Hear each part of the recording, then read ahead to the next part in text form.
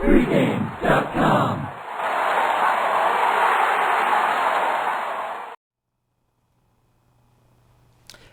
Tuesday night, college basketball action, Big Ten style. We're going Michigan State at Illinois. I'm Marco D'Angelo, and I'm joined by Bryan Leonard. Bryan, as we're doing this video on Monday, so the line's not out for Tuesday, so we're going to do a projection. And for a change, we actually agree on this one. We both have it at Michigan State, a 3-point favorite. Set the stage for you, and I'll let you take the lead. But this Illinois ball club returns home. They've lost 3 in a row. They lost in overtime on Saturday.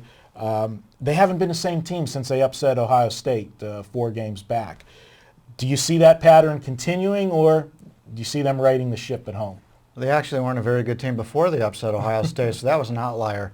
I do want to apologize. I got a little bit under the weather this week, so but I'll try to do my best. So if I start coughing, it's not the cologne you're wearing. It's just the actual I'm sick. But I really like this Michigan State team. We followed Tom Izzo's teams in the past. They played good defense. They're not that good at shooting teams. But actually this year they've got a very good shooting team.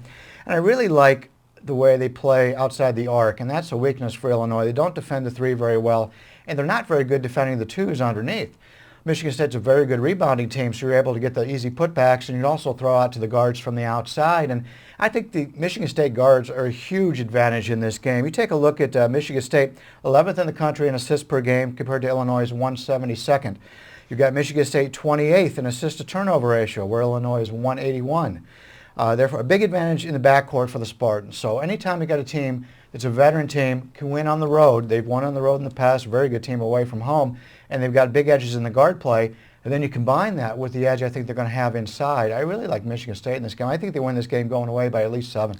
Well, I'm kind of on the fence. I'll be honest, I've got a slight lean to the Illinois side. I just think that the team, they've got the 3-game slide. I realize that.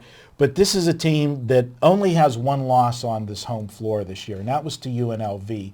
In UNLV, you know, at times they look like one of the better teams in the country, and other times they don't. UNLV is definitely a better team whenever they're a transition team and can kick it out.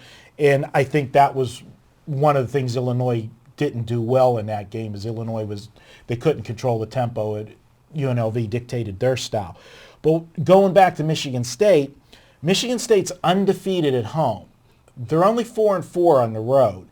Now, a couple of those road losses were early in the year. They play a tough schedule. And Izzo is a coach that doesn't shy away from playing tough out-of-conference games. And we see, you know, you might have a few losses at the beginning of the season and you drop a couple notches in the polls, but come March, when you're in March Madness, those games make that team, you know, we've seen what Izzo's done in the tournament every year. So, you know, kudos to him. But I still think that this is a spot that Illinois, I mean, if they're going to get back into the, you know, the Big Ten race, I mean, they're in the middle of the pack.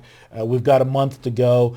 And you got to start thinking about quality wins for if they don't get back in the race and they don't win the Big Ten tournament, you got to look at large. And you need some signature wins. And right now, other than the Ohio State game, like you said, they need another signature win, and this would definitely be it. So I'm kind of leaning towards the home side here. I want to see what we get with the line. Public perception definitely is higher on Michigan State right now. So I'm looking at, you know, if I'm getting 3 or more, I'm going to be tempted probably to look at the home team, but it's a weak vote for me right now. You're stronger on the game, so we're going to go ahead and make this one your free pick. And you got Michigan State. You actually said going away, so you like them pretty good. Yeah, I like them a lot better. As long as this game's not being played on an aircraft carrier. I believe they're winless on the season on aircraft carriers. So, but other than that, I mean, you talk about needing wins for Illinois, and teams that need wins, and we talked about this during football, teams that need wins just are not very good teams. And you made a great point about the UNLV. UNLV has struggled on the road this year. They've gone into some places. You know, I thought they'd struggle at Boise because that was a place they'd never play, and Air Force is always a rough situation there. Again, that style of play goes opposite of UNLV's comfort zone. They like to run. They're not. If you can get them in a half-court game, I think UNLV's just a little bit above average, but when you get them in transition, UNLV's great. Yeah, and that speaks to the point that they played at Wisconsin, and Wisconsin slowed them down, made them look really bad. Illinois, knowing that they had to do that, they still couldn't do it. There you go. That's video number 1 of the week. Bryan Leonard says to take Michigan State. I'm on the fence, slightly into the other side, but no official play from me. Be sure to check out pregamevideos.com. We carry on the conversation about these games, and especially when you've got games where we're taping in advance, the lines could come out a little different from what we're projecting them at. You can always stop by and ask us what we think at the actual opening and current lines. So for Bryan Leonard, I'm Marco D'Angelo. We'll be back. We're going to go to some Wednesday basketball games. We've got an NBA game and a college basketball game coming up. Pregame.com